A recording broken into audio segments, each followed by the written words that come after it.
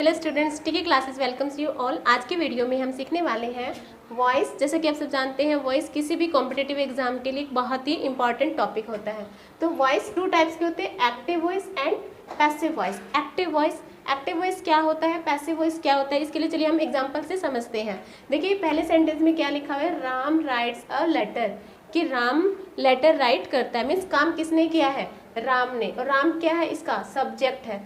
जब कभी हमारा जो सब्जेक्ट है वो डूअर ऑफ एक्शन है, कि काम को करने वाला है, तो वो जो सेंटेंस होता है हमारा किस में होता है, एक्टिव वॉइस में होता है। कि जो सब्जेक्ट है, काम को करने वाला पर्सन है, वो एक्टिव है, वो खुद से उस काम को करता है।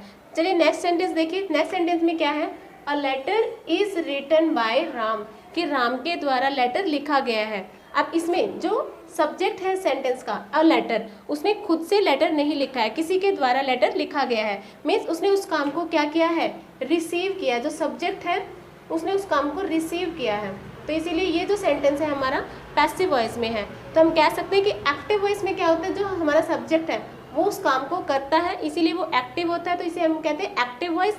और जहाँ सब्जेक्ट उस काम को रिसीव करता है, खुद से काम नहीं करता है, तो वो सेंटेंस होता है हमारा पैसिव वॉइस में। Let's learn some basic rules to change from active to passive, कि एक्टिव से पैसिव में चेंज करने के लिए कुछ बेसिक रूल्स हैं, उनको समझते हैं। तो सबसे पहला रूल है कि जो ऑब्जेक्ट ऑफ एक्टिव वॉइस, कि एक्टिव वॉइस का जो ऑब्जेक्ट है becomes the subject in passive, वो पैसिव में क्या बन जाता है, उसका सब्जेक्ट बन जाता है। और दूसरा रूल है कि जो सब्जेक्ट ऑफ एक्टिव वॉइस, कि एक्टिव वॉइस का जो सब्जेक्ट है becomes the object in passive voice, वो पैसिव में उसका ऑब्जेक्ट बन जाता है। तो देखिए यहाँ एग्जाम्पल्स में दिया गया राधा अ सॉन्ग, तो राधा ने इस काम को किया, Radha sings a song, Radha ने गाना गाया है। तो सब्जेक्ट कौन है इसका, राधा, क्योंकि काम राधा ने किया है। और ऑब्जेक्ट क्या किया है राधा ने, अ सॉन्ग, की गाना गाया, तो ये इसका ऑब्जेक्ट है। तो अब आप देख पा रहे हैं कि पैसिव में जब हम इसको चेंज करेंगे तो जो ऑब्जेक्ट है वो सब्जेक्ट के प्लेस पर आ जाएगा, अ सॉन्ग। अब ये क्या बन गया, इसका सब्जेक्ट बन गया है, और जो सब्जेक्ट है वो ऑब्जेक्ट के प्लेस पर चला जाता है। तो ये क्या है, राधा क्या बन गया, इसका ऑब्जेक्ट। तो सबसे पहला जो बेसिक रूल है वो यही है कि जो एक्टिव वॉइस का जो ऑब्जेक्ट है वो पैसिव में सब्जेक्ट बन जाता है, और जो सब्जेक्ट है वो ऑब्जेक्ट बन जाता है।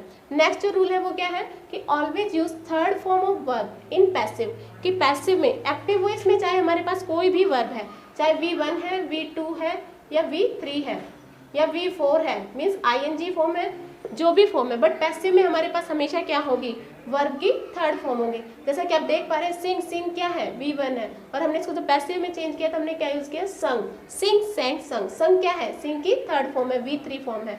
नेक्स्ट है we use agent by before object, की ऑब्जेक्ट से पहले मोस्टली केसेस में हम क्या यूज करते हैं, बाय का यूज करते हैं, बाय प्रेपोजिशन का यूज करते हैं। कहाँ, इन पैसिव सेंटेंस में। जैसे हमने यहाँ यूज किया, ऑब्जेक्ट क्या बन गया हमारा, राधा, और राधा से पहले हमने किसका यूज किया है, बाय का।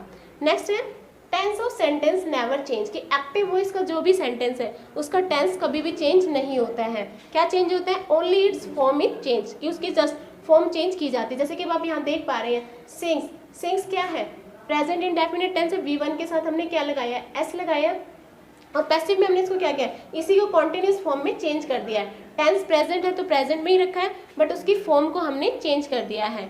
अगली वीडियो में हम सीखेंगे कि कैसे जो बेसिक रूल्स है टेंस के अकॉर्डिंग वॉइस को चेंज करने के। अगर वीडियो अच्छी लगी तो लाइक करें, शेयर करें, चैनल को सब्सक्राइब करें। Thank you.